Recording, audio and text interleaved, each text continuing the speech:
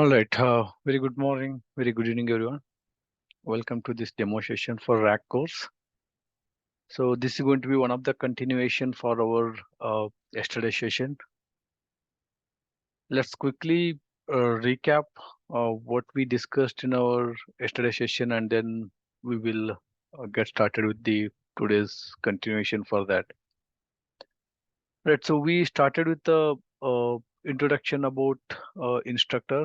Basically, I'm your instructor. I spoke about my overall journey in this IT industry, and followed by the course curriculum, the whatever the content will be covered as part of this particular course. So everything we went ahead and then discussed in detail about each of these topics. So whoever missed, request them to refer my yesterday's demo session, and any questions, queries regarding this course curriculum or course content, you can always feel free to call me or WhatsApp me on my number or send me an email. I'm happy to clarify on that. So that's a course curriculum. So again, this particular course, the curriculum is prepared based upon my IT industry experience, whatever 15 years of experience I have it in this IT industry. Based upon that, what is needed as a rack expert for the day in and day out for any customer to support, whatever needed, everything, pretty much everything will be included here. Here and there, one or two topics, if that is missed or if that is not included, feel free to provide your suggestion. I'm happy to include that in further classes and take it forward. Right, that's a course curriculum we discussed yesterday. And then very important thing, the course duration, course timing, and the fee structure. Very, very important because there will be people from the other regions also joining. Should understand the timings and should not be get into confusion, right? So this course is a weekend batch. It means the classes will be on only Saturday and Sunday, and the timings are going to be 7 a.m. IST to 11 a.m. IST. So 4 hours on Saturday and 4 hours on Sunday. This is in IST Indian timing. And in Eastern time zone, it will be 9:30 p.m. EST to 1:30 a.m. EST. It will be pretty much late for them, but who are interested, feel free to join this. That's about EST time zone and the Indian time zone, only Saturday and Sunday. And pretty much in 5 weekends, we'll be able to complete this course, but we'll be taking 1 or 2 weekends extra, sixth and seventh weekends. So to clarify any questions, queries, or to cover any extra topics, whatever comes up during the discussion during the course of this 5 weeks. Right. So that's a course timing, and the actual course is going to start on 7th of October. Yesterday and today are two demo classes what we covered, and actual class is going to start on October. So yesterday 30th September and 1st of October, two demo classes, and we'll be starting on 7th of October. That's your actual first class. We're going to start it. And 14th of October, 21st of October, 28th of October, and 4th of November, and 11th of November. Pretty much we'll be able to cover everything by that. That's a course duration and the course timing. And of course, this is the paid training. The course fees is 15,000 Indian rupees and 185 US dollar. And after our demo classes, we got couple of registration yesterday, and then we have added them to our WhatsApp group, and then I already granted access to our Google Drive, right? So we got a couple of students after yesterday's demonstration, and then all of them are added to WhatsApp group, and then they all got access and they're just reviewing the old recording, right? So that's about the Google Drive. So whoever register for this particular course and make the payment, and they will be part of a WhatsApp group. All the communication will be happening through WhatsApp group. Any questions, queries, or any discussion, any topics, we'll all discuss in the WhatsApp group so that it will be benefited to everyone. And that is a dedicated WhatsApp group for only registered student and who made a payment and who is part of this particular course. And that WhatsApp group will be available for the lifetime support, not only for this particular course period, even after completion of the course. And you can post any questions, queries whenever you're working for any client, any help or any support is needed. Always use that particular WhatsApp group. Anyone can answer to your questions or queries. If not, I'll be there to answer your any questions or queries in that WhatsApp group. Right, with that, so I have granted access to the Google Drive for all the registered students. So basically, 4 links. One is for the course material, where you can see all the PPTs, workbook, lab exercise, whatever the documents needed for this course will be placed over here. And the other information will be contains your softwares and your interview questions, answers, and other tools, whatever needed for this course will be uploaded over here. And the previous batch recordings. So whoever wants to do a fast learning and whoever wants to glance well in advance and prepare well in advance before the class starts, you can always refer the previous batch recording and prepare yourself so that when you're attending the live classes, so you can ask many questions and make the session more interactive. So you'll be getting access on the previous batch recordings as well as the current ongoing batch recordings. Each and every session what we conduct, we are going to record them and upload into Google Drive on the same day, along with the notepad and the videos, so that whenever you are rewinding or watching that videos, you can refer the notepad as well, so that you can practice whatever the command I'm typing here. The same command you can practice while watching the video or while watching the recordings. So that's the importance of that. That's a Google Drive access. Right. So this is a demo link what we're using it for yesterday and today. It's a publicly available, and these are like demo sessions. So actual sessions are going to start, as I mentioned, from the 7th of October. The actual Zoom link will be shared in our WhatsApp group for the registered students. Right. So, and we covered one of the important aspect, that's the prerequisites, right? Without knowing this one, this course will not be meaningful, will not be useful, right? So what are the prerequisites for this particular course? So very first question is, who can join this particular course? So pretty much anyone can join this course with a junior DB or senior DB or Oracle expert, or with a 1 year experience, 5 years, 10 years, doesn't matter. This is going to be from the scratch till advanced level, in-depth understanding. Everything will be covered as part of this course. So anyone can attend this particular course, irrespective of irrelevant or whatever the experience, or even if you're not from the IT background and you recently switched to IT background, but you should be worked as a Oracle DBA. You should be knowing a basic understanding of DBA. Then only you can attend this one. It is irrespective of whether you are having 1 year, 5 year, 10 year, you recently switched to this IT career, or you recently passed out from the college and entered into IT world. You can attend this particular RAC course, provided you should have a basic knowledge of your database and basic knowledge of SQLs and Linux. If you know these two concepts, and irrespective or irrelevant of whatever field you are and whatever experience you are, you can attend this RAC course. But these two, SQLs and Linux basic stuffs, you should be aware of that, and you should be knowing basic knowledge of database administrator. If you know all of them, this RAC course is meant for you. If you don't know this basics of database and basics of SQL and Linux, then please don't attend this course, and first go and learn the database and then come back to this RAC. And then the hardware requirement, we need a minimum of 16 GB RAM. With that, there will be some slowness, but still you can manage it. But if you have more than 18 GB RAM, your servers will work very fine.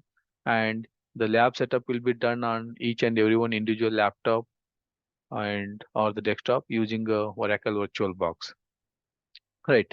So those are the concept what we discussed in our yesterday session, and followed by we started with a discussion of standalone versus RAC and the file system structure.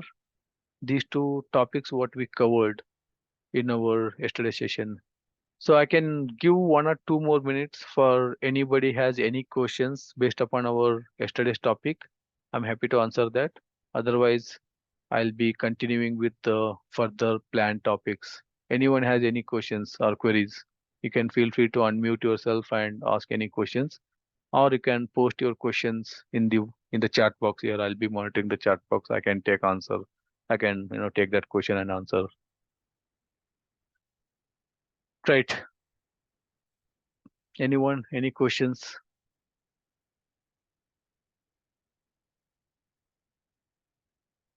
Right.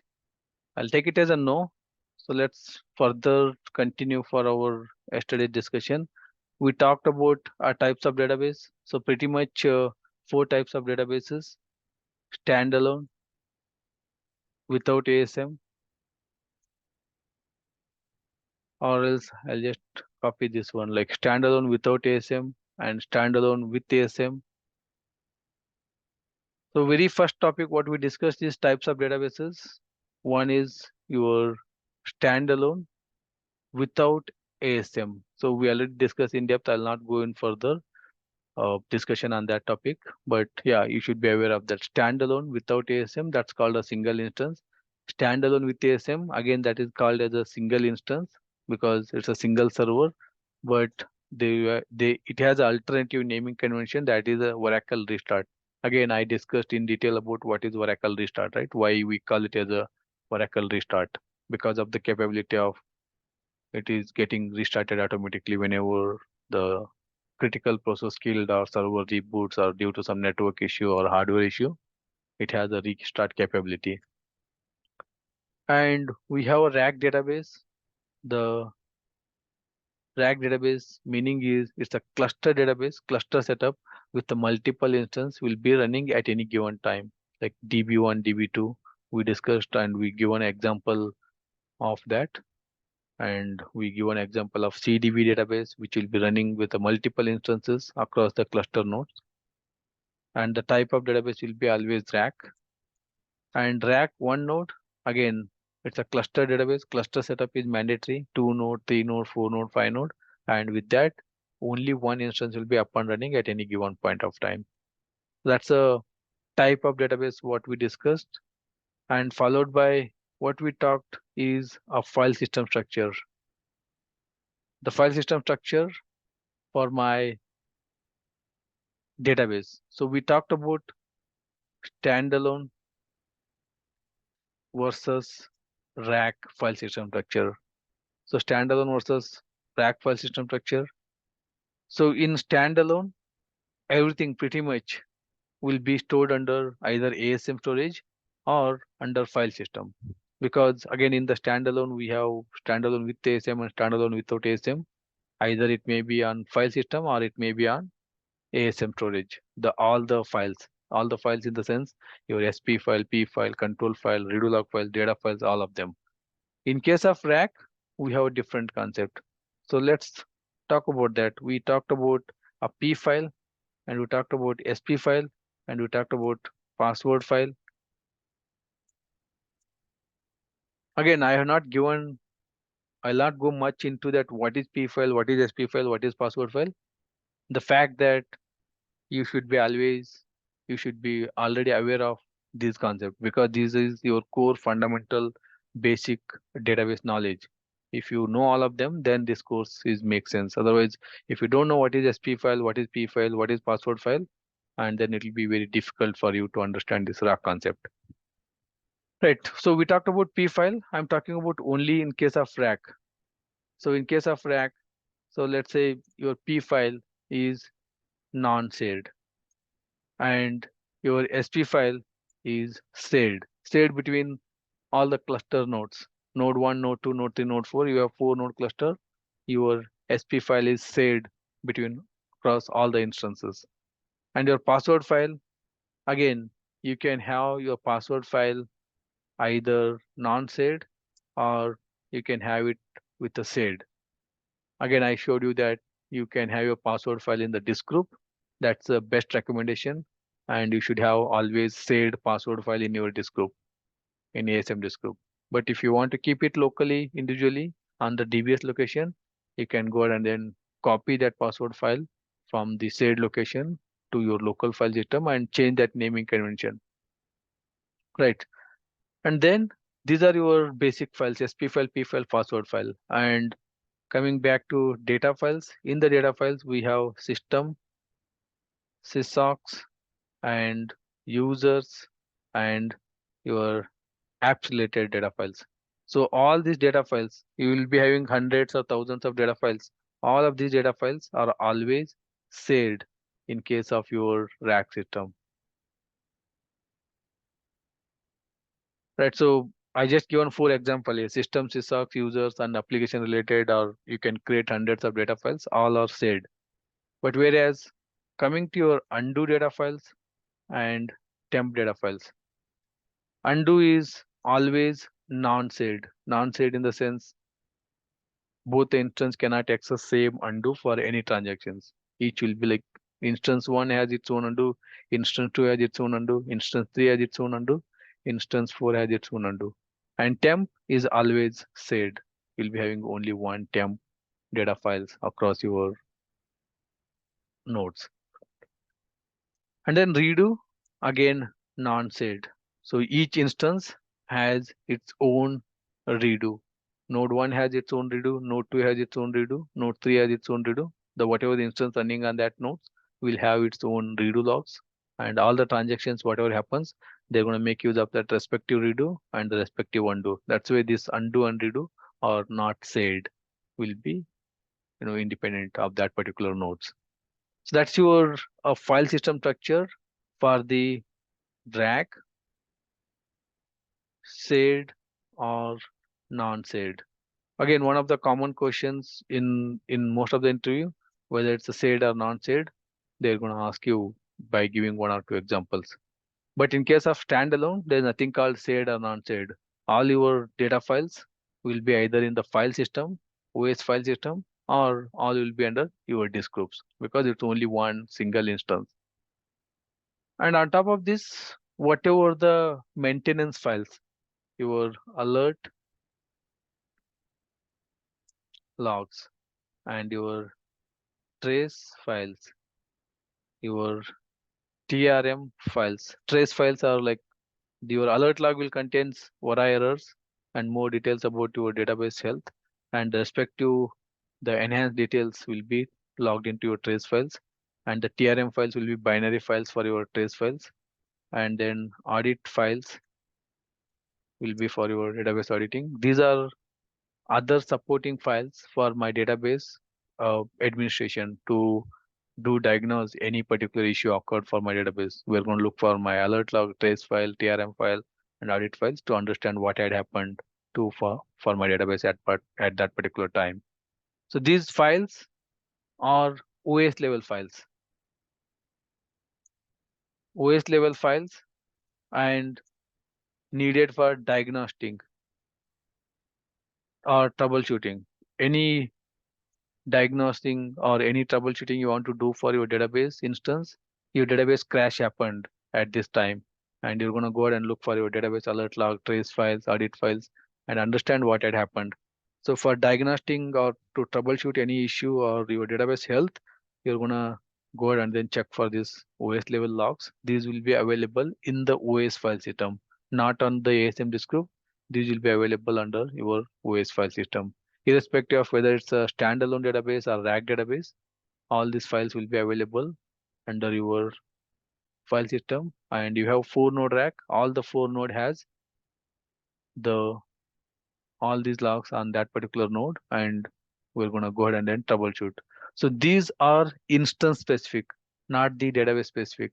Instance 1 running on node 1 will be having these logs. Instance 2 running on node 2 will be having these logs. Instance 3 and running on node 3 again will be having on all these logs on that node 3. So that is instance specific or the node specific. All these logs will be available. Right. So that's what we discussed in our yesterday's demo session. Now let's understand the standalone continuation for that discussion. Standalone versus RAC. So why standalone and RAC, the concept came into picture? Can I run my business with only standalone, or can I run my business with RAC? So these two are two separate licenses. Standalone has a different licensing cost and RAC has a different licensing cost. So based upon what licensing you have it, you can go ahead and then build your infrastructure and continue to run your business. But what are the importance? Why should I go for RAC? What are the advantages of RAC over a standalone? So this simple slide here will explain about what is the difference or what's the importance about RAC versus standalone. So we as a DBA, we always deal with this particular layer, the backend layer or database layer or data management layer. So you can call it as whatever it is. Three-tier architecture. If you go front end, client or web or presentation or mobile, so that is your front end, and your middleware or the middle tier or web server or Apache Tomcat, anything they will call it as, and the backend tier. These are the three-tier architecture. Any application runs with this three-tier architecture. And as a DBA, we always deal with this backend, right? So we never worry about this front end or the middle tier here. So middle tier is for if you're working as an app DBA or application DBA. So we will work on this apps layer, and the developers will all work under this presentation layer or front end, the UI development and all those things, right? So what's the advantages? What's the difference between standalone versus RAC? So this is particular server here. This is our Linux server. This is a Linux server. And in this Linux server, I have my database instance and I have my database. Both are installed over here. And it's a one single server and then one single instance and one single database. It's all one-to-one mapping here. One Linux server, one instance, and one database. And all your application, the end users will be connecting through the browser web URL, or they may be connecting through mobile application or desktop application. It may be any banking application or anything. Your database is supporting for any application, and they can connect with any of these devices. And all the requests will go to application tier, application layer. That is basically your EBS apps or PeopleSoft or Soha, whatever the application server. It will go to that app server. From the app server, the connection will go to your database. They all connect to your database instance, and once the database instance they connected, and the connection will go to actual database, and then they will access any data or they will write any data into my database. So in case of anything goes wrong here on the backend, like your database crash happened, or your storage crash happens, or your instance crash happens, or your Linux crash happens, so none of the users are able to connect to your database. It's a complete downtime because it's all one single instance and one single server, right? And then um, let's say my business is running fine now, and right now I'll be getting every day around 1000 user connections, and they will be processing 1000 transactions every day. And over a period of time my business grows and my users also grows, and I'll be getting 2k connections and 2k transactions inside my database, and my Linux server or my instance will not be able to handle those 2k transactions. So with that, what I need to do, I need to get a downtime, or I need to increase my the Linux capacity, memory, RAM, storage, and I need to tune my instance, increase my instance SGA, PGA, RAM, and then to support that 2k again the downtime. So to increase the capacity of your server or to increase the capacity over the period of your business grows, again that needs a downtime. You have to shut down everything and increase your resources and then start your business. So that is a drawback with the standalone server. In case of any Linux server goes down due to network issue or hardware issue, and you'll not be able to continue to run your business. Once your business increases, so your server will not be able to handle that much of load. So these are the major drawback with the standalone server that can be avoided with the help of RAC. So what happens in the case of RAC? Again, same front end. The end users can connect with any of those devices, and all the requests will go to app server. From the app server, the request can be balanced across multiple nodes rather than all the connections will go to a single node. Right now I'm getting 1k. I can route the 300 connection to node 1 and 300 into node 2 and then another 300 into node 3. So I can balance my all the load across multiple Linux server. This is my Linux server 1, Linux server 2, Linux server 3. All the three Linux servers will be having multiple database instances are running. All these multiple database instances are pointing to a single database. This is a storage, shared storage. This storage will be shared across Linux 1, Linux 2, Linux 3. The storage will be shared and my data will be stored under the shared storage.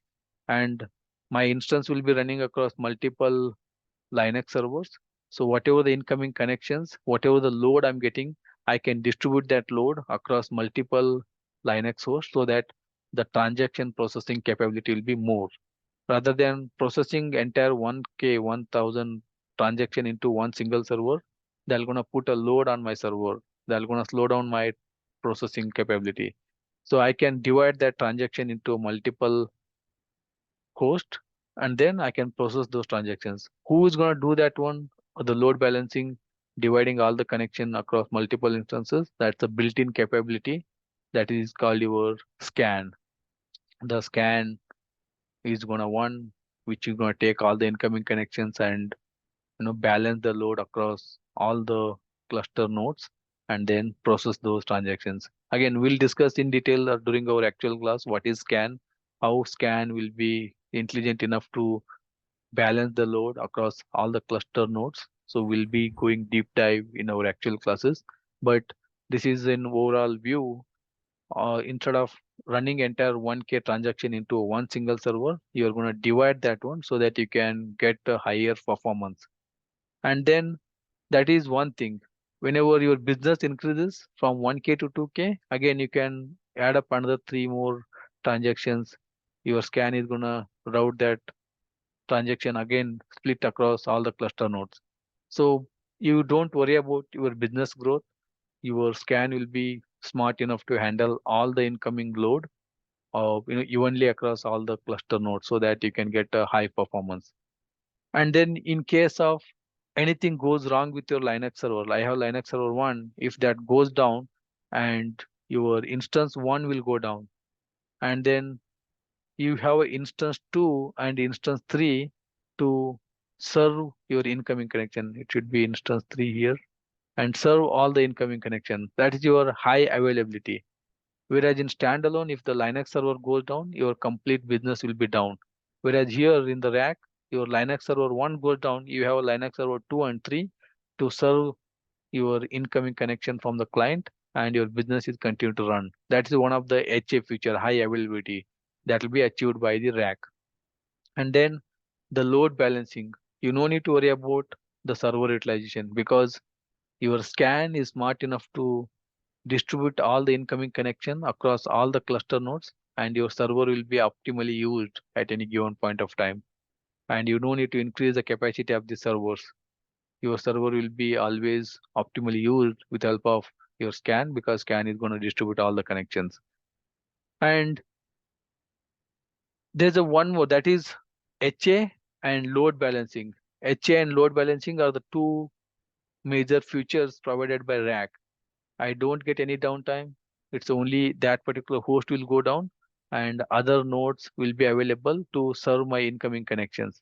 If any new connections are coming, all the connections will go to other existing nodes. But what happened to that connections already connected to my node 1? I already have 300 plus 300, 600 connections here. If the server goes down and all the 600 connections will be automatically rerouted to node 2 and node 3. And we have something called the transparent application failover.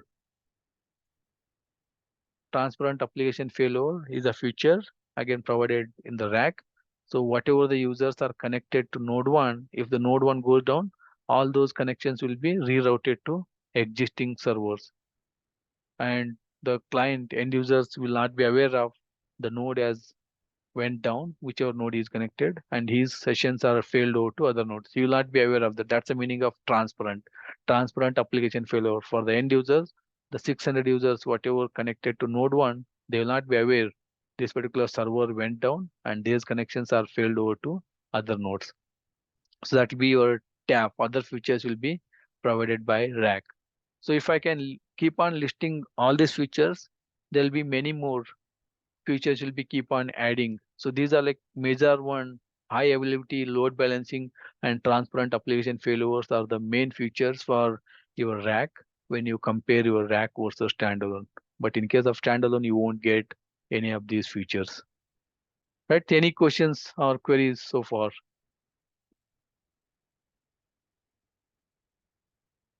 All right. Hello. Yeah, please go ahead.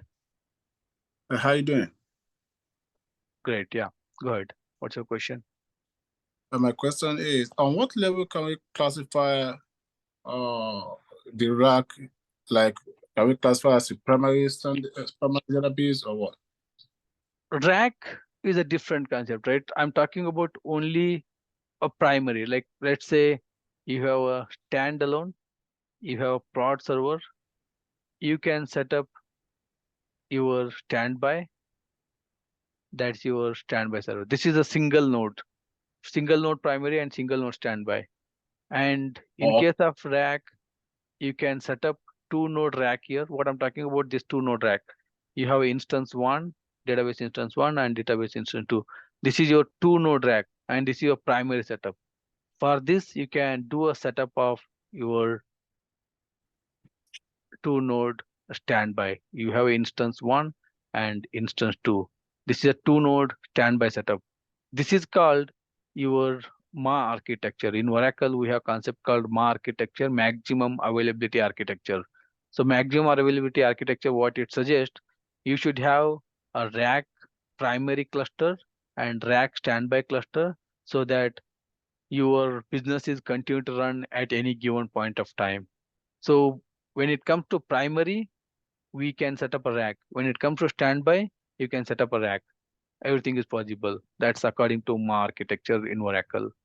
So having said that, for two node rack, I have two node rack here, instance one and instance two. You can set up your standby as a single server. This is your primary and this is your a single server. For two node rack setup, you are having only single node standby. Or you can do a reverse order. I have my primary instance one here. For the primary instance, you can set up two node a standby. Everything is possible. You can set up your instance one and your instance two. This is your standby. Primary instance is one node. Your standby is two node. And this concept will not come under this MA architecture. MA architecture is maximum availability architecture. You should have a primary two node rack setup. I'm just giving a two node. It may be three node, four node, five node rack setup.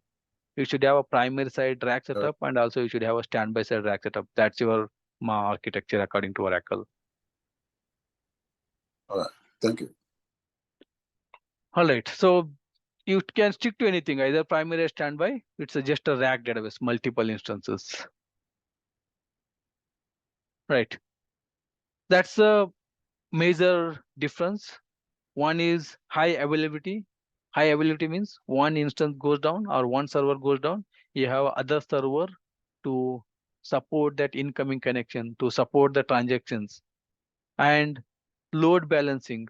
You have a scan concept. Scan is smart enough to do a load balancing. You have 1,000 connections are coming. Scan internally divide all those 1,000 connections and pass it to all the cluster nodes so that we can understand more once we start our actual class. And then transparent application failure. If the 10 users are connected to node 1, if that node goes down, don't worry. Internally, all the connections will be failed over to your other cluster nodes. Right? That's the three major difference I can distinguish between standalone versus rack. And there'll be many more other future, your VIPs and other concept will come into picture and other resource will come into picture. But yeah, these are the three major examples if you can provide, because it's one of the common questions for when you're attending for an interview. What's a major difference between the standalone and rack? So HA, load balancing, and transparent application failure. Right. So that is for a simple understanding of standalone versus your rack. And then uh, if you can talk about furthermore on this particular rack concept, so I can just quickly go over here. let's understand one more concept on the rack here. Right. A standalone, not this one, let's go here. Right. The simple rack architecture. Let's talk about rack architecture. Now I'm not going to talk about anything on the standalone. I'll be sticking to rack now. So because we understood about types of database, file system structure between standalone and rack, and what's the difference between standalone database and rack database. Now let's stick to rack and we'll understand rack architecture and rack networking, how it looks. So I'm just giving a two-node example here and assuming that this is your Linux server 1 and Linux server 2. That's your pretty much node 1 and node 2. Node 1 and node 2, and that's what we saw here in our yesterday demo. Right. So this is my node 1 where multiple database are running, multiple database instances are running, and this is my node 2 where again multiple database instances are running. It's a two-node rack setup.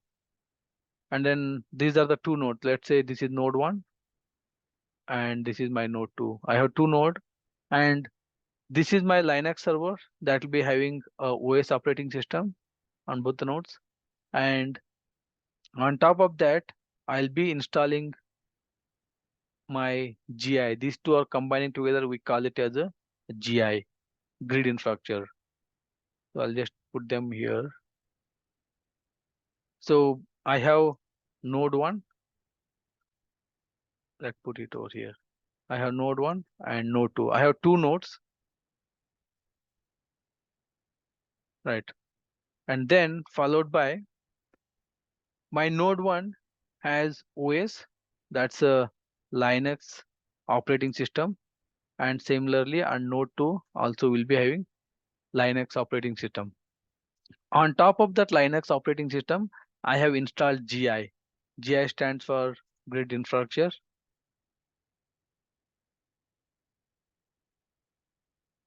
So sure. So this is a grid infrastructure. Node 1 is a Linux server and node 2 is a Linux server. And on top of that Linux server, I have installed grid infrastructure. Right. Node 1 here and node 2, two node rack setup. Both are running under Linux OS. On top of that Linux operating system, I have installed grid infrastructure. So my grid infrastructure pretty much comes under this one. So this is my GI home.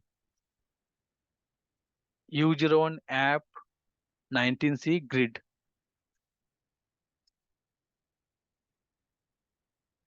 Right. So this is my grid infrastructure. And how I can install this one? I have to download that grid software from the Oracle eDelivery and install it on node 1 and node 2. Again, it will be covered as part of our regular courses, how we are going to download it, how we are going to install the track setup. That's your actual course. So we're going to download this GI software from Oracle eDelivery and we're going to install it. So once we install this grid software is basically combination of clusterware software plus your ASM software. So in older days, like prior to 10G, we used to install clusterware software separately, ASM software separately, and on top of that, we used to create our databases. And Oracle came up with this grid infrastructure concept. They combined this clusterware software and they combined the ASM software, and then they bundle it together as a GI, grid infrastructure. Nothing special about that. It's a combination of these two softwares. Right. So again, here also same thing. Right. That's your very first thing. The moment you install GI, this is a clusterware software plus ASM software. With the help of ASM software, you will be running your ASM instance 1 and you'll be running your plus ASM instance 2. So with the help of this ASM software, you're going to get your ASM instance 1 and ASM instance 2. And with the help of this cluster software, you're going to combine this node 1 and node 2 cluster setup.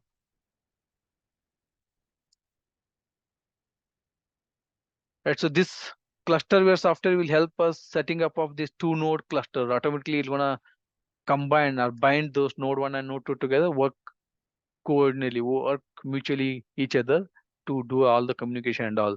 So these two software together will form you a grid infrastructure. And then internally, when you install this ASM software, ASM instance will get started, and also you're going to provide your ASM storage. Internally, that's going to provide you ASM storage. So that is your basic understanding. The moment you install grid infrastructure, that is internally combined two software together bundled and made it as a grid infrastructure. Starting with the 10G, they combined all together. Prior to 10G, we used to install two separate softwares. Remember that. And that those two softwares are cluster software and ASM software. That cluster software to make a two node cluster, node 1, node 2, node 3, node 4, it's a 4 node rack or 8 node rack or 2 node rack. They all combine together, they'll start communicating each other. That's a cluster software. And ASM software is going to install your ASM instance and also provide your ASM storage. And in this ASM storage, your database will be installed. Right. So that is your grid infrastructure, simple understanding. So this is combining together ASM and clusterware. We call it as a GI. And again here ASM and clusterware, we call it as a GI, grid infrastructure. And with the help of ASM, the ASM software, we're going to get two features as I just talked. ASM instance 2 here. And again with this help ASM software here, I'll get my ASM instance 1. And then I'll be getting storage. ASM storage,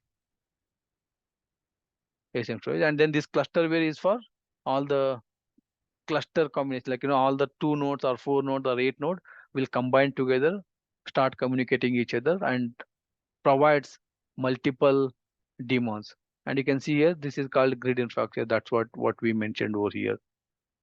Right, somebody will ask you question, what is grid infrastructure? Grid infrastructure is nothing but it's a combination of your ASM software plus clusterware software. With the help of ASM software, I'll be getting my ASM instance and my ASM storage. With the help of clusterware software, which will be act as the coordinator, cluster communication. All the nodes will be tied together and start communicating each other to make a cluster with help of this cluster software. Right. On top of that, you will be having a different concept. Let's say I'll just close this one. Right. So that's your first thing. So grid infrastructure we installed, and after that we install Oracle Home or Oracle software. On node 1, we're going to install Oracle software, and node 2 also we're going to install Oracle software. So in my case here, my Oracle software is U01 app Oracle product 19C DB home. So this is my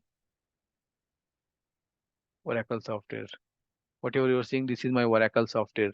Again, I need to download this Oracle software from Oracle eDelivery and then install it over here. So I'm just going to download this Oracle software from Oracle eDelivery. I'll install it on node 1 and node 2. And then on top of this Oracle software, I'm going to start my databases or create my databases. So create DB. So we'll be running here CDB instance 1. And then I'll be running my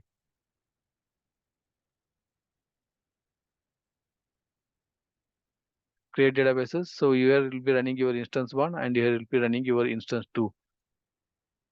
So that is your a simple rack overall, like high level overview.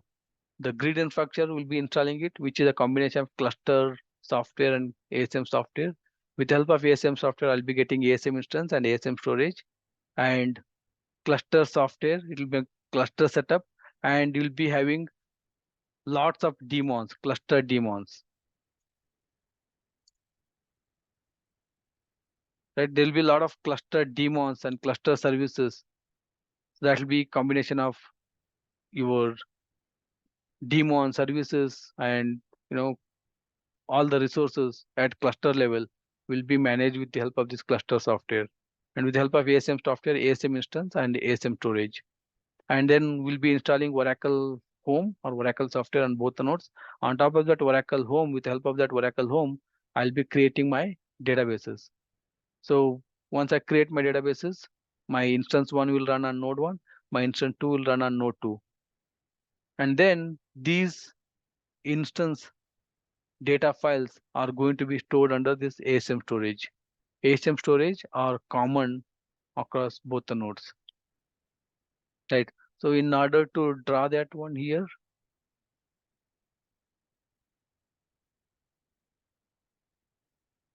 right, I have this 2-node rack setup. Let's bring it down here. Right, this is my node 1, and then node 2,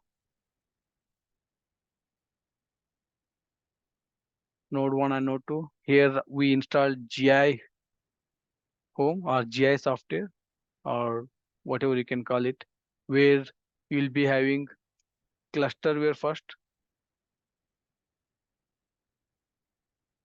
Let's put it as GI home or GI software. Right, GI home or GI software, which will be combination of your cluster plus your ASM software. With the help of ASM software, I'll be running my plus ASM one will be running. And on top of that, I'll be installing my Oracle home, or you can say software, Oracle software, where my CDB instance one will be running. The same structure looks like on your node 2 as well. Your GI home or the GI software, which will be combination of your clusterware plus your ASM software, and with help of that ASM1 will be running, and here it will be ASM2. That will be your ASM2.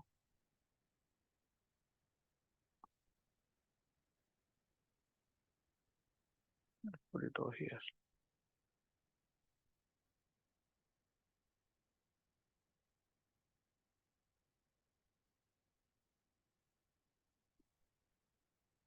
Right, so here it will be ASM2 will be running here, and your CDB instance 2 will be running over here.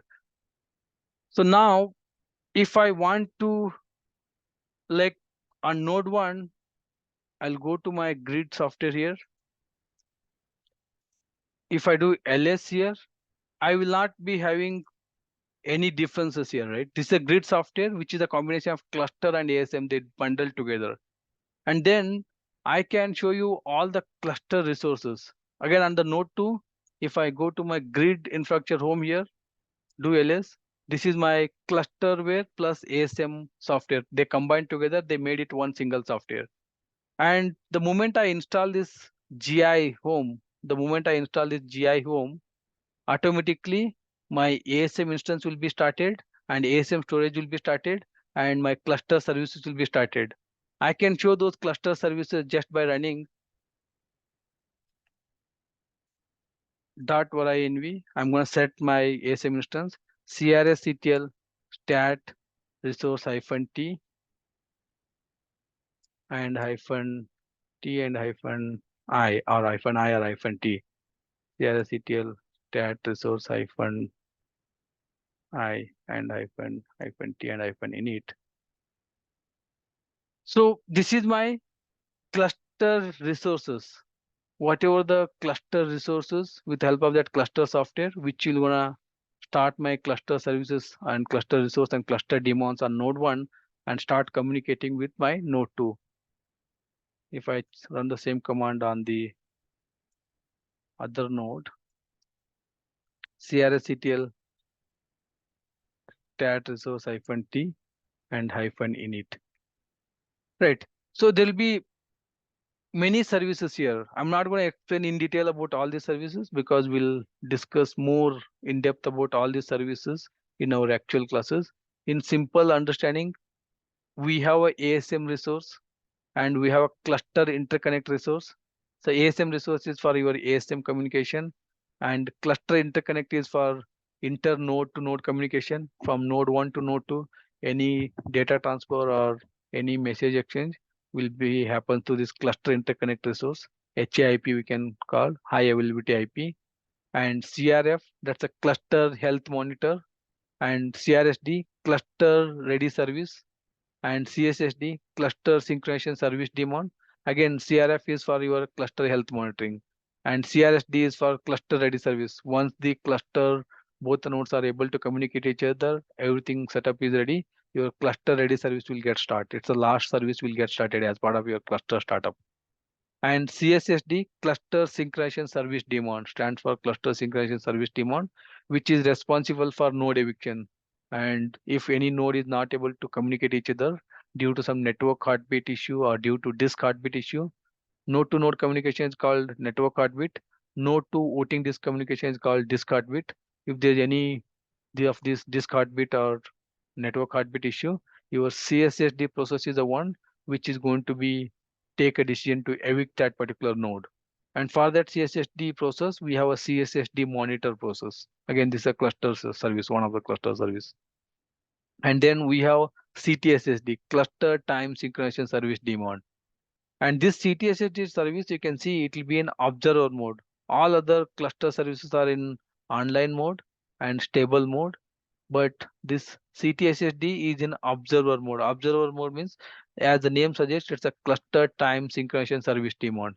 So I have this node 1 and I have this node 2. Node 1 right now it is 9 a.m. and then node 2 also it's 9 a.m. So both the nodes time is in sync.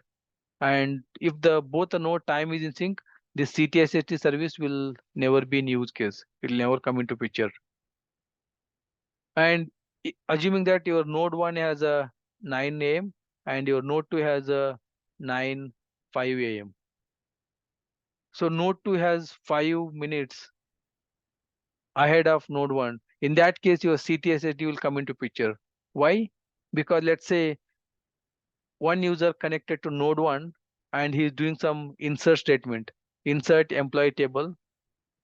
Employee table, he inserted one record at 9.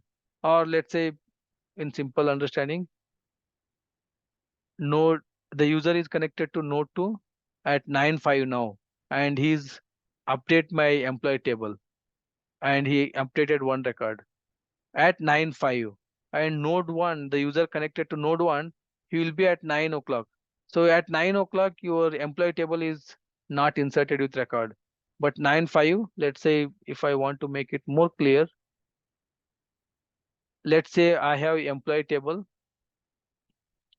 at 9 o'clock.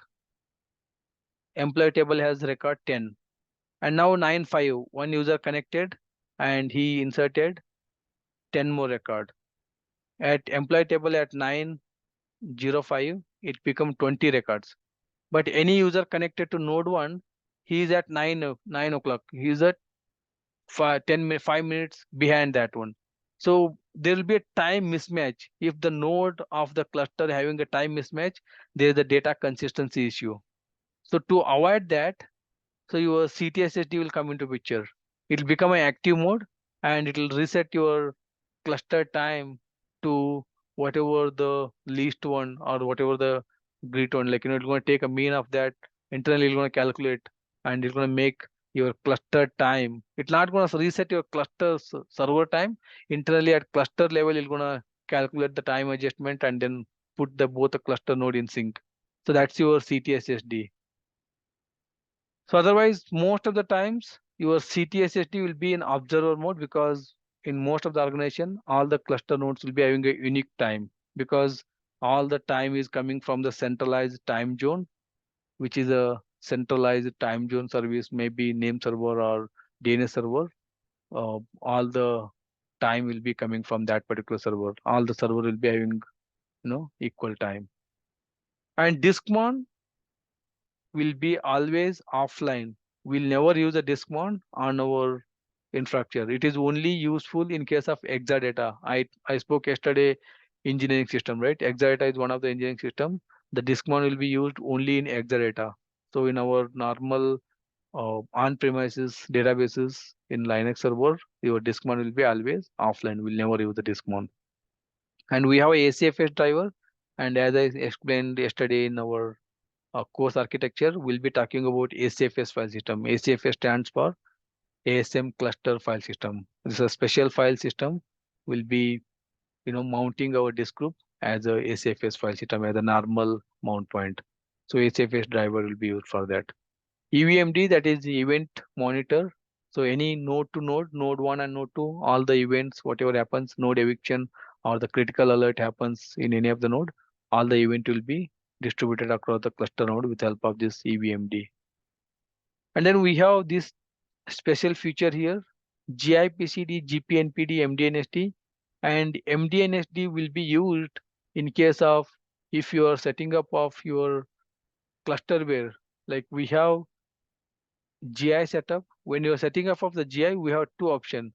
One is GIS and other one is a scan. So you are gonna go with the GIS. Again, in olden days, we used to refer the GIS, but very rare we will be installing my cluster with the help of GIS. So we'll talk about that little bit on this GIS when we start our actual installation. So when you're setting up of 2 node rack or 4 node rack or 8 node rack, it's gonna ask you what kind of a setup you want to do, either GIS or the scan. Always pretty much we go with the scan because scan is a widely used one. So we'll go with the scan. When you use a scan, your MDNSD will not be used. But when you use a GIS, your MDNSD will be used. That's a broadcast messaging system. So whenever you install your GI as a GIS installation, so we're going to use MDNSD for the broadcast message distribution. Otherwise, it will not be used. And this GIPCD and GPNPD, pretty much we use it for either GIS and scan, whatever setup. The GPNPD grid plug and play demo and GIPCD, again, that's a network name resolution. The node to IP or IP to node, your scan name resolution or your VIP name resolution, everything will be done with help of this GIPCD as well as your MDNSD. So these three are like kind of a networking connections, and your GPNPD will be having your GPNPD profile. And again, we'll talk more about GPNPD profile, why, and all those things in our further classes.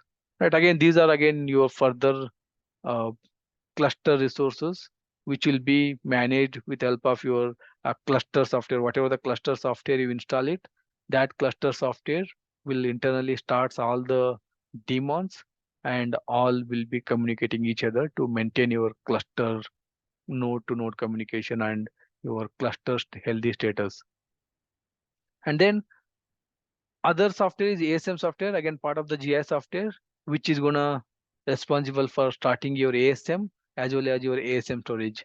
So if I do ps-ef grep s1, I have this ASM2 here on node 2. And if I do out on node 1, ps-ef grep s1, I have this ASM instance 1. Both the ASM instance are running from that particular ASM home. That ASM home is nothing but grid home. And then these two ASM instance will internally runs from this particular ASM software, and that ASM software provides along with ASM storage. You can connect to ASM storage and you manage that or administrate that ASM storage. Again, we have a separate class to talk more about ASM and ASM storage, but in simple words here, I want to connect to my ASM storage. I'll set the environment to ASM, and then I can simply run the command ASM cmd-p. That's gonna go into your ASM command line.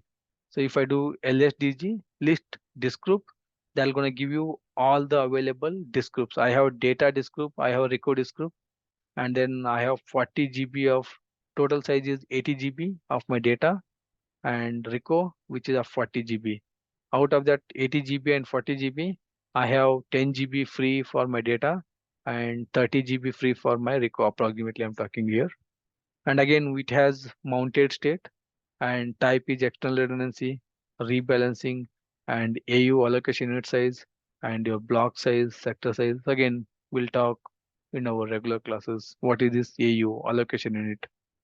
Again, how you can see in the database level, the block size, 8K block size.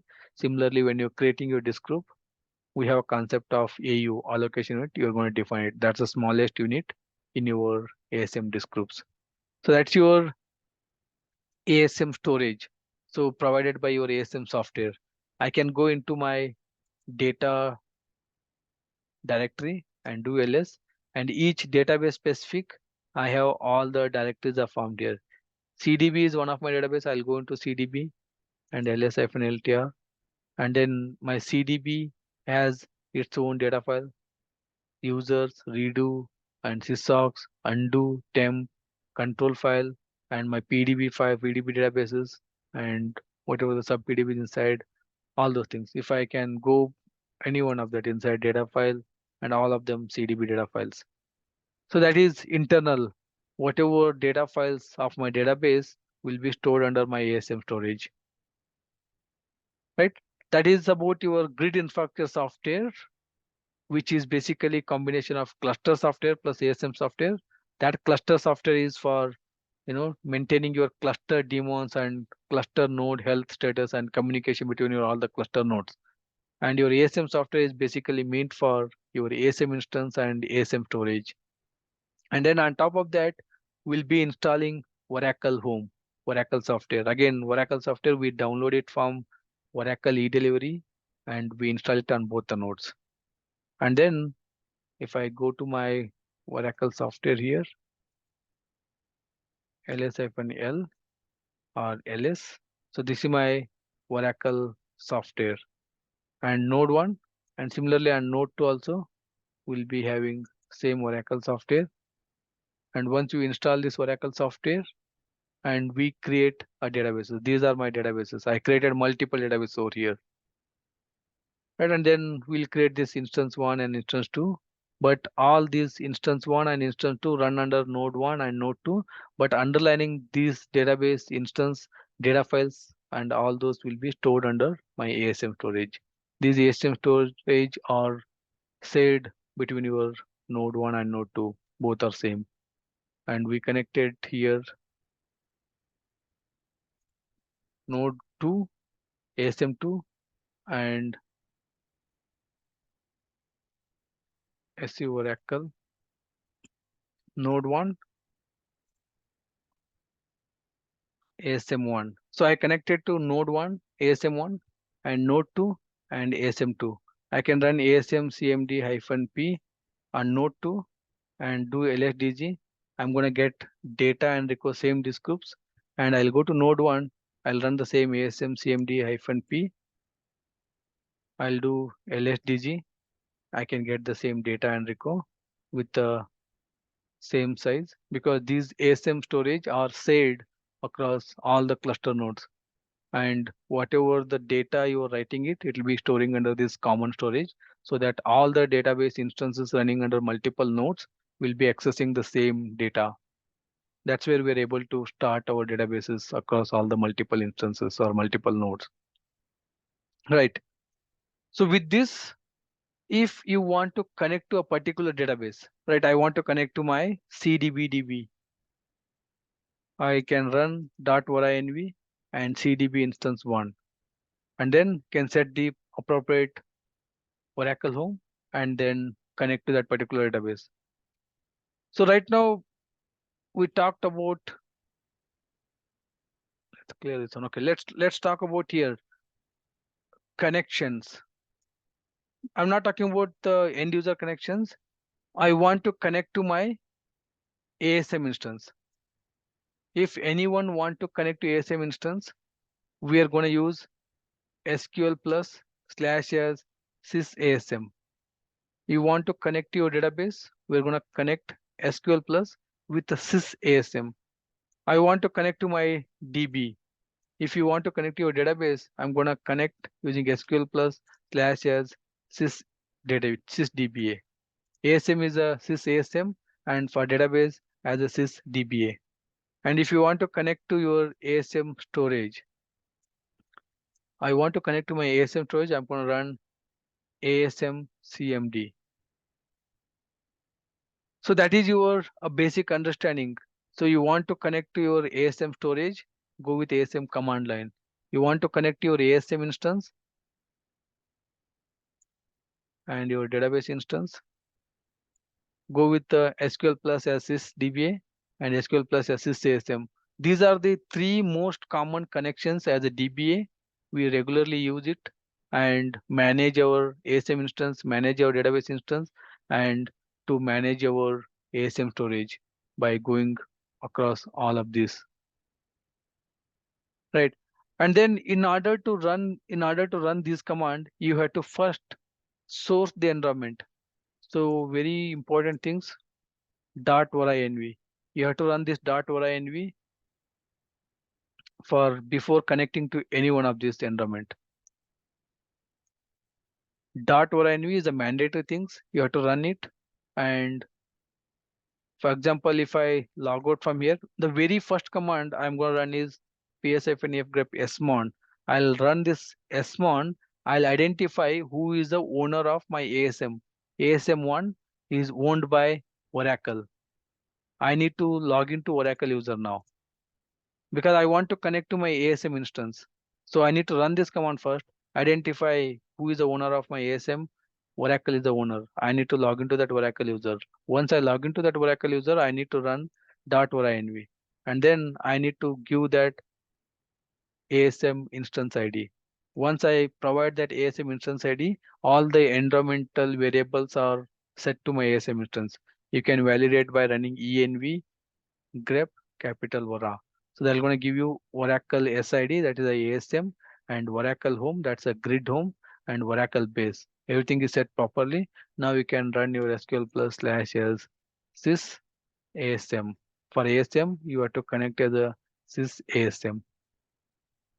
Right, and then if you want to connect to your ASM command line, ASM cmd -p or just ASM cmd. They're gonna take you to ASM command line lsdg. So if you don't set this environmental variable, you will not be able to run this command. So for example, if I log into Oracle user, if I try to run this command, it is not set, right? Nothing has happened. If I try to run this SQL plus sysasm, it will throw that command, SQL plus command not found. Or if I try to run this ASM cmd, it will not run. Right, that's a basic understanding. Whether you connect from node 1 or node 2, you have to appropriately set that environment. Right now I'm connecting from node 1, I'm setting ASM1. If I want to set it from node 2, I have to set it as the ASM2. Right, again I'll do with the ps-f grep smon.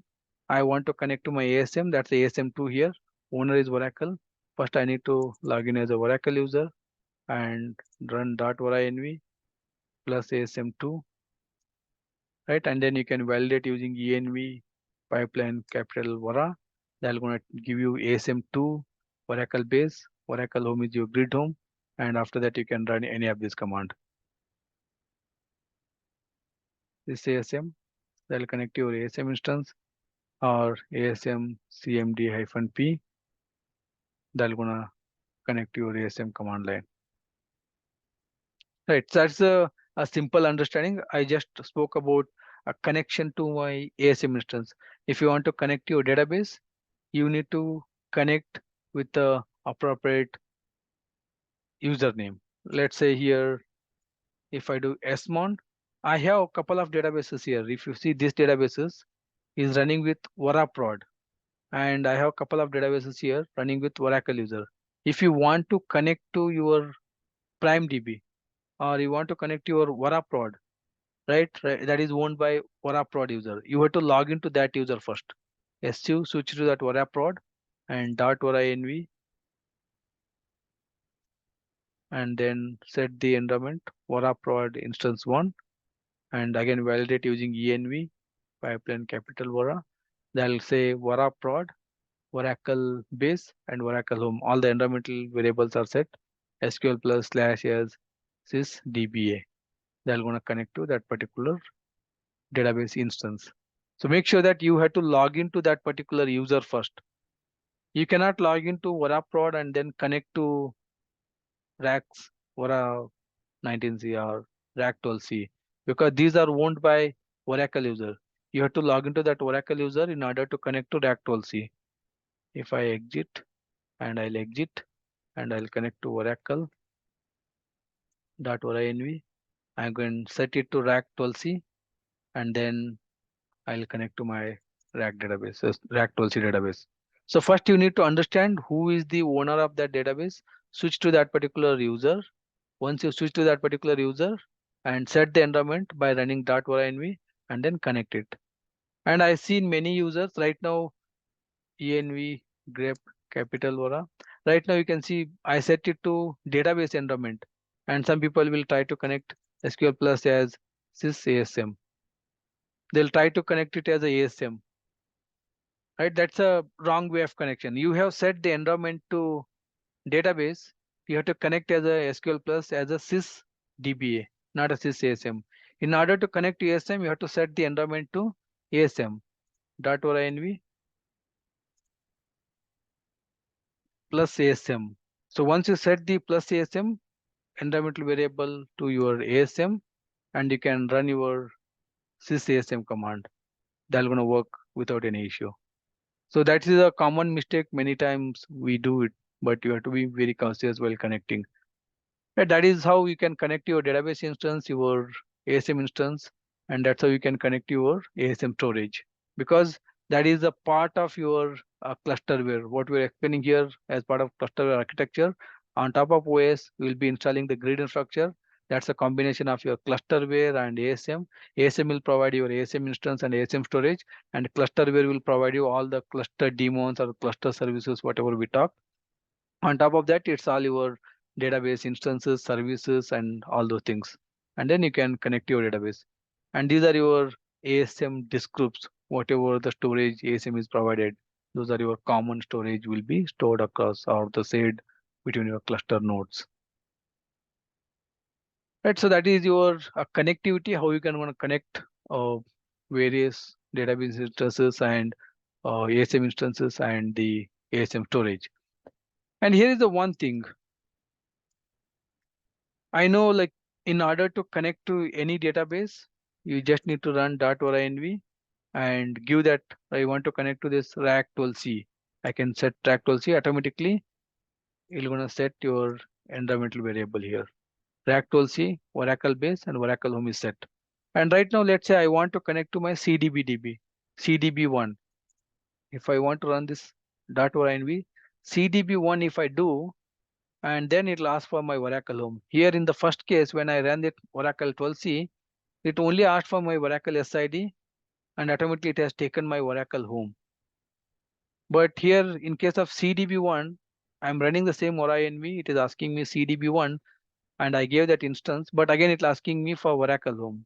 That is because whatever this OraEnv you're running, it is depending upon your Oratab file. We have something called Oratab file here. As part of our installation, Oratab file will be get created. You need to add that instance details here in this particular Oratab file. Then only your .oraenv will work. When I ran this .oraenv, it asked me SID and associated this SID, it'll go under this Oratab file. It'll search for the Oracle home. Automatically it set the Oracle home. If you don't have the Oracle home, it'll ask you to enter the Oracle home here. Right now it is asking me for entering the Oracle home. So I don't have that Oracle home details here in this Oratab file. Let's go ahead and add that entry.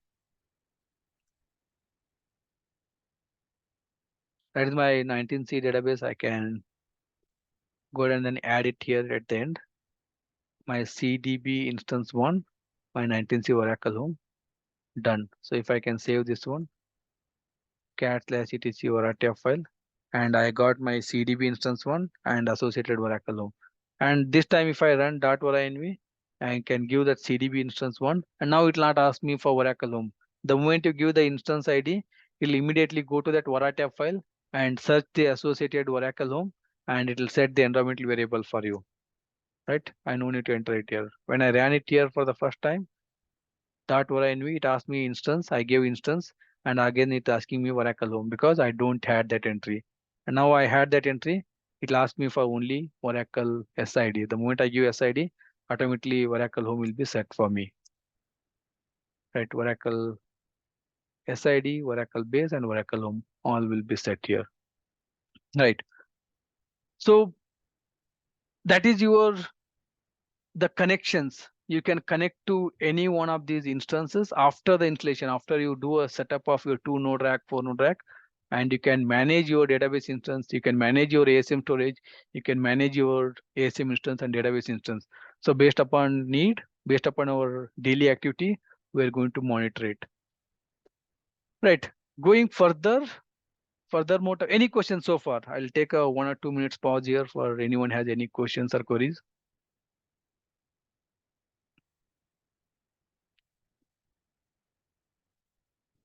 Right.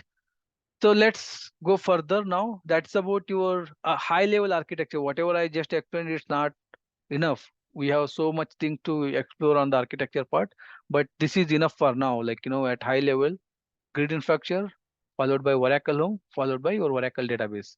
From the grid infrastructure, clusterware software and ASM software. And clusterware software to form all the cluster services. Whatever the cluster services, what we saw here, all these cluster services are run from your clusterware software, and whatever the ASM instance and ASM storage runs from your ASM home. And we have Oracle Home, Oracle software, where we installed our Oracle database instance, which will be running from that Oracle Home. Right. Now let's go ahead and then understand furthermore at the networking part. So networking part, how it going to looks like. I'm just giving you example about a 4-node rack setup here. So this is my node 1, my node 2, my node 3, my node 4. The 4-node rack setup I'm explaining here. And in order to consider the network need, or before this 4-node, let's go here. Right, I have this 2-node rack setup. In simple words, we already did a setup here, like, assuming that I have clusterware software, ASM software is part of this GI software. Again, same clusterware software and ASM software is part of this GI software, where ASM instance 1 is running, and also it will be providing me my ASM storage. I can put you ASM instance 1 and let's say storage. So both will be provided by my ASM instance or my ASM software. Right, I'm just giving here. Clusterware software will give you all the cluster resources, and ASM software will give you ASM instance and ASM storage. That is fair enough. My Oracle Home and Oracle software, where you're going to create your Oracle instance. The instance 1 and instance 2 will be running over there. So in order to do this 2-node setup, very first thing I need a public IP, this node 1. Right, again, this is high level. I'm not going to go in depth about what is public IP. I need VIP for this node 1. I need private IP for this node. I need a 3 IPs in order to do this rack setup. For this node 1, I need these 3 IPs. Similarly, for this node 2, also I need a 3 IPs. Public IP, VIP, and the private IP. I need totally 6 IPs for each of these 2 nodes. 2 node, 3 IPs. And node 1, 3 IPs. Node 2, 3 IPs. I need a 3 IPs in order to do a rack setup. And then I need scan IPs, or you can say scan VIPs. Scan IPs always run under your VIP. So I need 3 IPs over here for the scan. Let's say my public IP, I'll go with 192.168.1.101. My VIP is again in the same range, 102 or 103. My private IP will be in the different range. It will be 2 series.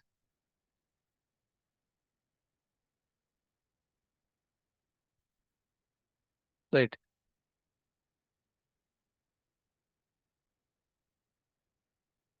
One or two, one at 1, 2, 3, and then it will be 4, and then it'll be 2. So these are my, I'm giving you rough example here. I need to set up node 1 and node 2, 2 node rack setup. For that, basically, I need 3 IPs for node 1 and 3 IPs for node 1. What are those 3 IPs? One is a public IP, one is a VIP, and one is a private IP. And the name itself suggests private IP. It is a different private network. And that's where we are giving a subnet here, 2 dot. Whatever you're seeing here, 2 dot. And remaining public IP and private IP, which will be coming under subnet 1 dot here. Whatever you're seeing, these two are coming from 1 dot, 1 dot. But your private IP is a total network, different network, that will be 2 dot series. I need a 3 IPs for node 1. I need a 3 IPs for node 2. And I need a 3 IPs for my scan. Again, these scan IPs will be part of your same public IP and private IP, whatever the range, it will be in that same range. Give me a second, guys. 192.168.1 dot. I have here 101, 102, 103, 104. I'll go with 105.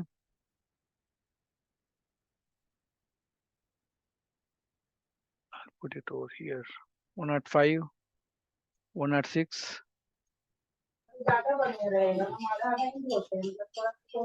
107. So these are my 3 more scan IPs. And then if you closely observe, if somebody asks you, I want to do a 2 node rack setup, how many minimum IPs I needed? So I need a minimum of 3 IPs for node 1, minimum of 3 IPs for node 2 without miss. And in the scan, I need a minimum of only 1 IP. 1 IP is more than enough to do it. But what is the best practice? Oracle recommends to always go with the 3 IPs. So we'll explain why 3 IPs in our actual classes. We have something called client-side connection load balancing. Because of that, we'll be going with the 3 IPs. So with the 1 IP also is fine. You can go with that. And the scan IP I'm talking about, with a single scan IP, you can go with that. So 3 plus 3 plus 1, minimum with the 7 IPs, you are gonna set up your 2 node rack. But ideally, scan, it is recommended to go with the 3 IPs.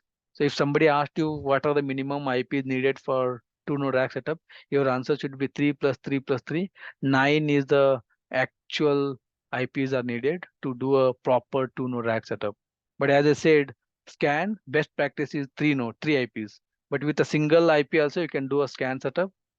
And with the 7 IPs also, you can do a 2 node rack setup.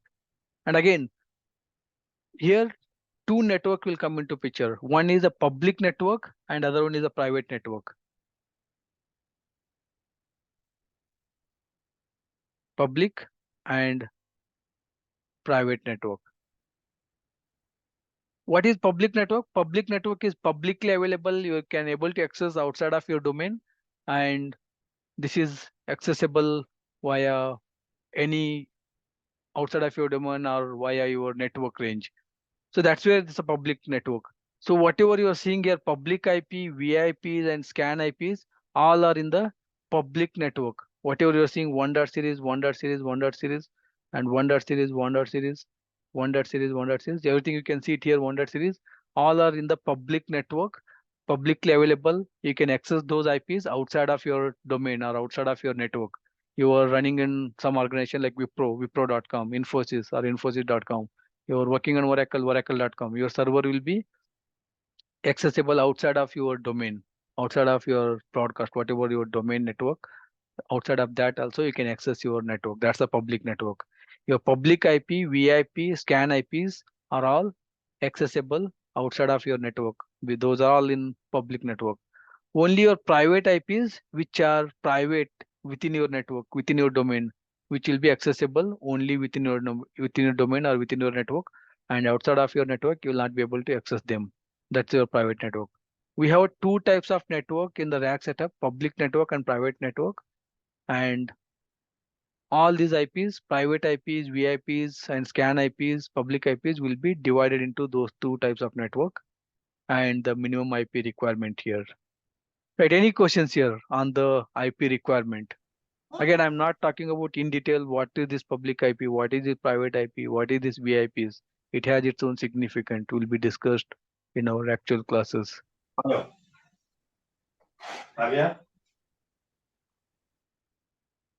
Please go on mute, guys, if you don't have any questions. It will be disturbing for others. All right.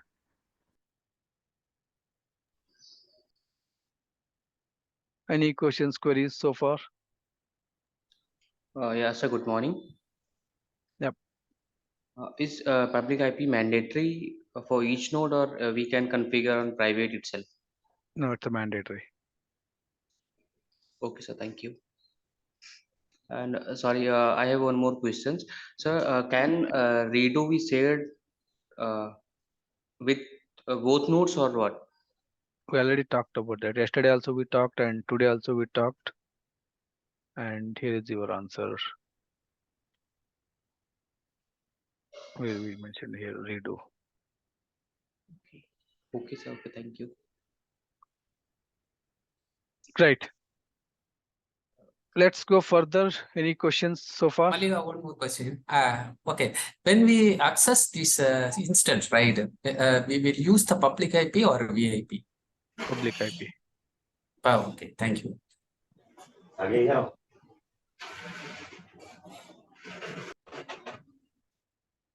All right. Let's take one more concept.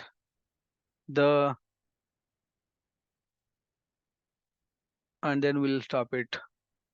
So networking, we just talked about the basics of networking. We are not went depth inside about what are all these public IPs, what are those all public IPs, what are those VIPs, what is this private IPs, and what are these scan IPs.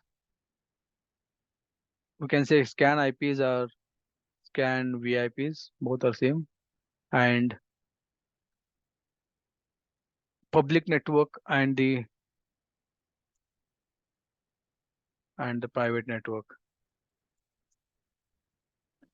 Excuse me, Malik, if you don't mind, would you please clarify more about the function for public IP? Function for the public IPs. Yes. Again, that is in depth, right? Like, a public IPs are tagged to interface. Any interface. Again, if you ask what is interface, I'm gonna go further more details. In any server, we'll be having interfaces, ETH0 or ETH1 or ETH2. You will be having interfaces like this. Any server to run, it should have an interface, and that interface should have a public IP. Without public IP, those interfaces will not run, and those servers will not be accessible to anybody. Right? Again, that will be more details if I talk about that interface, how it will be tagged. In simple example here, if I do ifconfig, I have an interface 1 here, and that interface will be tagged with the public IP. And then with that interface, :1, :2, these are your VIPs. Whatever these VIPs you see it here, these VIPs will be tagged to that interface.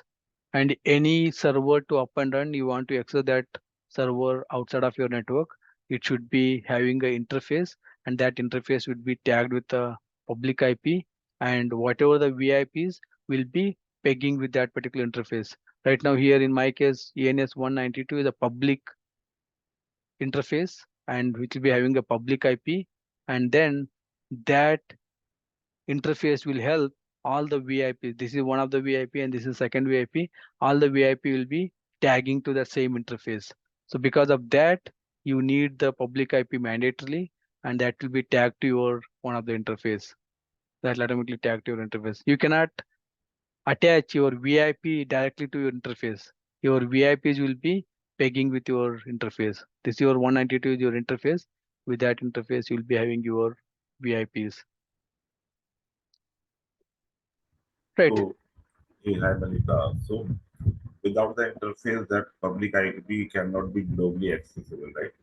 Yeah, without public IP, you cannot access your server outside of your network.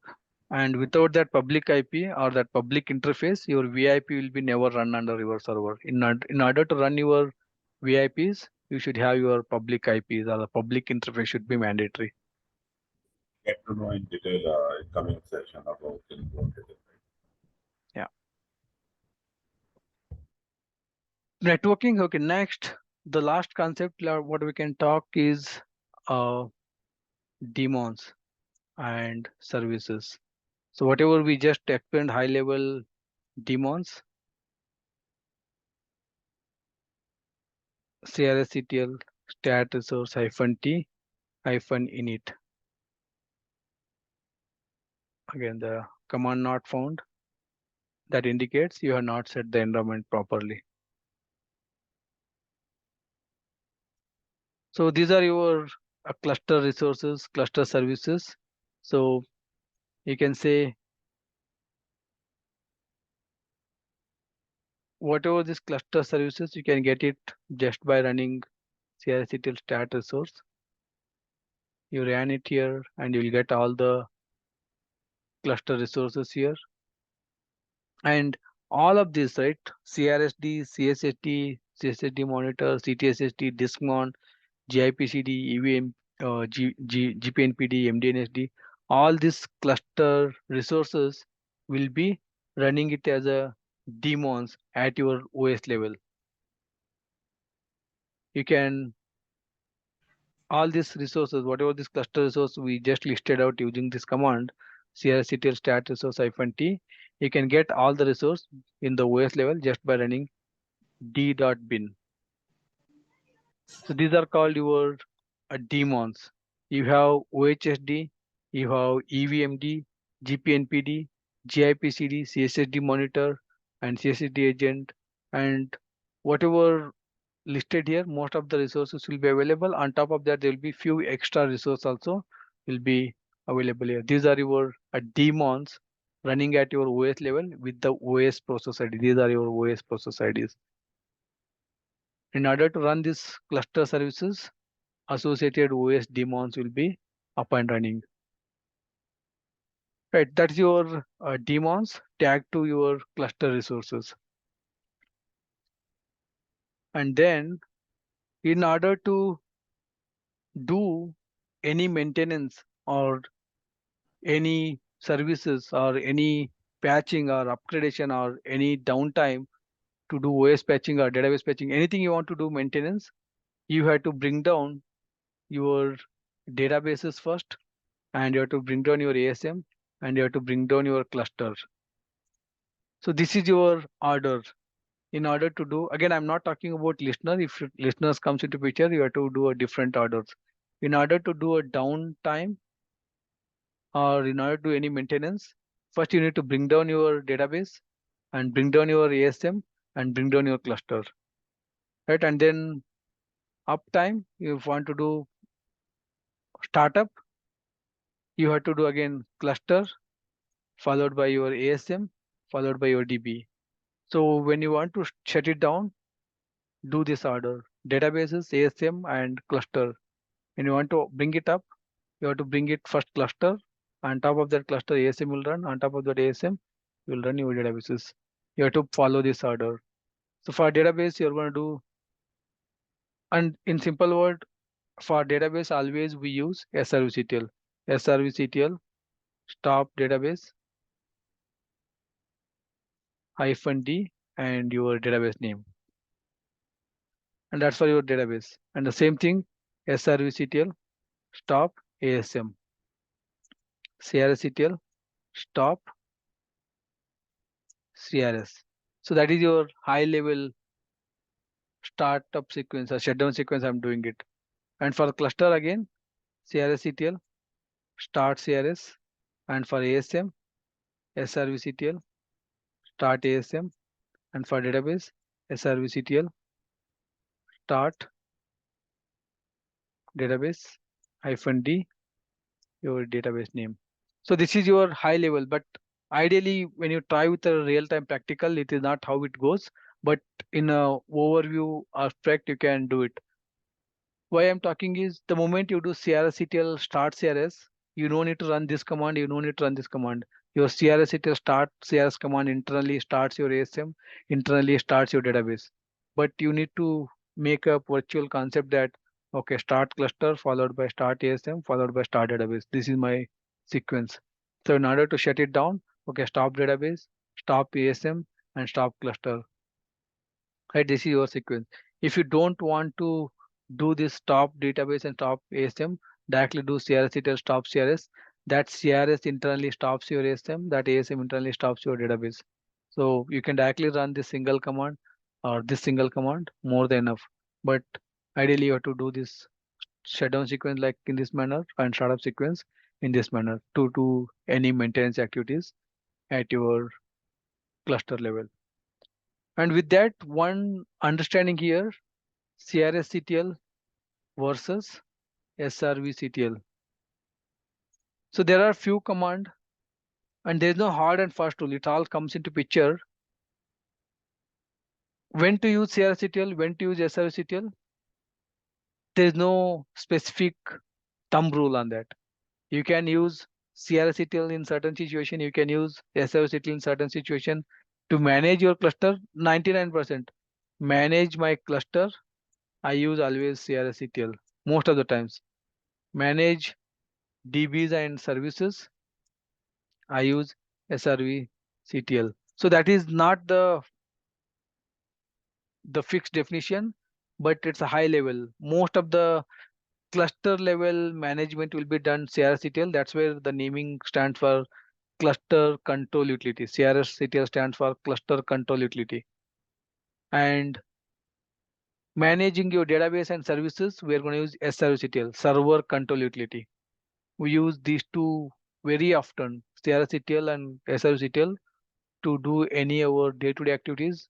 These are the two command line utilities most oftenly we use it, right?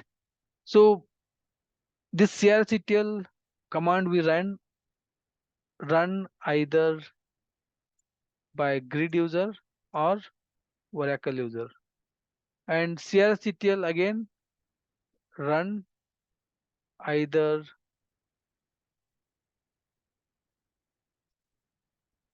grid user or Oracle user or even root user.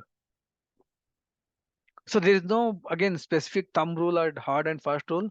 It all comes into practice. Which user I can run this one, and to do which operation I can run this one. One simple example here, I can log into root user .inv plus asm CRS-CTL stat resource -t -init. I can do this one, CRS-CTL stat resource -t -init. I can run this one with the root user. I can log into Oracle user, and then if I try to run the same command, sorry, plus asm1, and I can run the same command, it works. Either I can run with Oracle user or grid user, CRS-CTL command works, few commands works, and I can run with the root user, and again few commands works. And as a Oracle user, if I try to run CRS-CTL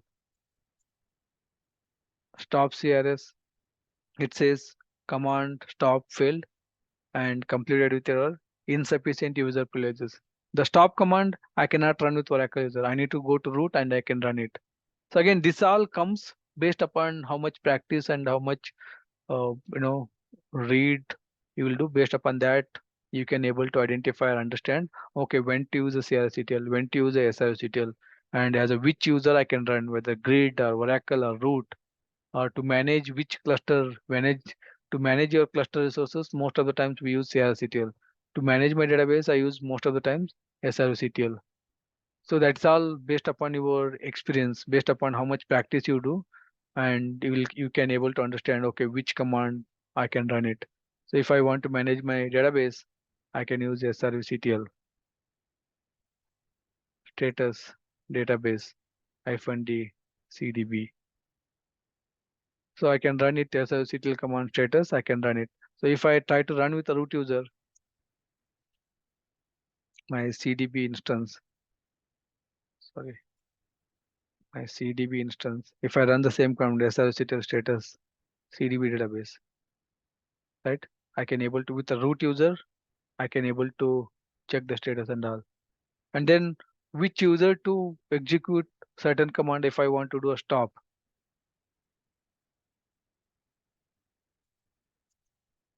Right? It's all based upon practice. There's no thumb rule or there's no hard and fast rule. You have to use the root user only. You have to use Oracle user only. You have to use grid user only. There's no specific definition. It's all based upon what is best practices, with which user I can run this command, whether it's going to work or not. So it's all your practice and how much you work, and you'll be able to, define them, right? You might be not aware that with the root user, I can do this SRC stop database and start database, check the status. Nobody knows that one, right? Like root user is not an ideal way to do that one. You have to log into that particular Oracle user or the respective owner and do this SRC commands. Right. So that's all I wanted to cover it for as part of this demo. And anyone has any questions or queries, I'm happy to take that one. Right. You can see with the root user also, I can able to stop my database.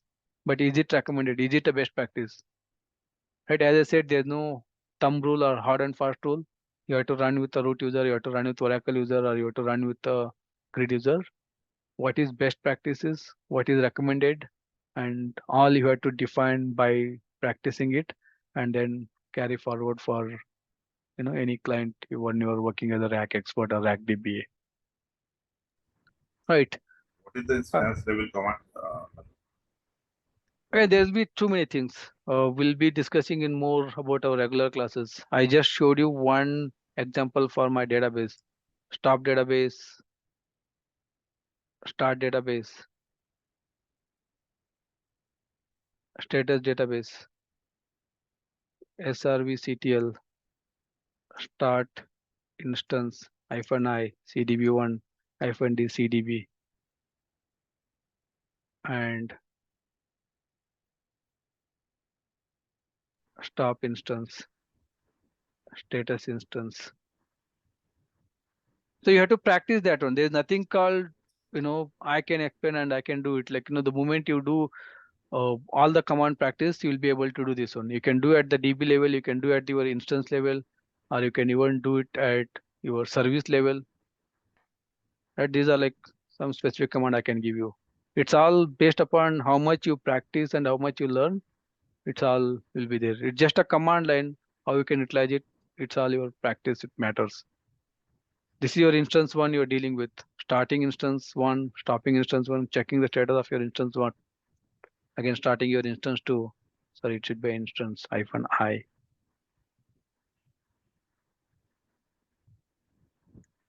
-I. Right. So that's all. There'll be many more command you can do it based upon service and based upon resource, cluster level, database level, instance level. You can practice it. All right. So anyone has any questions so far? Before we stop it for today, I would like to take any questions or anyone has it.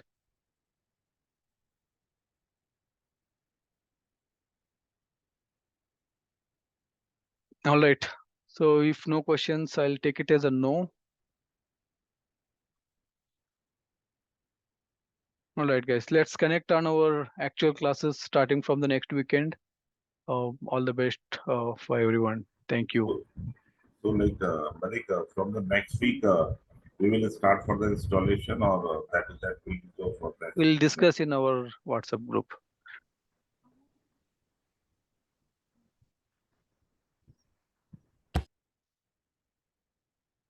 All right. Thank you, everyone. Bye.